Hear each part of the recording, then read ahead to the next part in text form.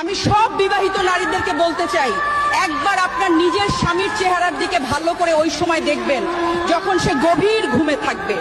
ইনি ওই মানুষ যার সাথে আপনার রক্তের কোনো সম্পর্ক নেই, কিন্তু তবুও তিনি আপনাকে এতটা ভালোবাসে যতটা নিজের সবচেয়ে কাছের আত্মীয়র থেকেও বেশি। ইনি ওই মানুষ যে বাইরে নিজের সব পরিশ্রম, নিজের সুখ, নিজের শান্তি পর্যন্ত বেঁচে দেয় যাতে আপনাকে আর বাচ্চাদের খুশি আর আরাম কিনে দিতে পারে।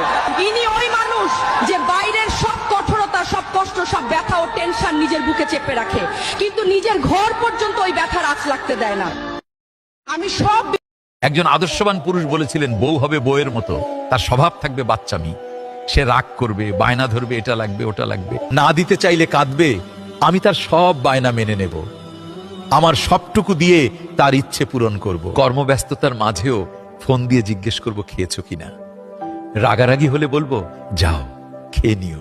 কাজ শেষে বাড়ি ফিরে হাতে নিয়ে আসবো ঠান্ডা পানি, খুলে দেব শার্টের বোতাম, কপালে চুমু খেয়ে শান্ত করে জড়িয়ে ধরে বলবো ভালোবাসি।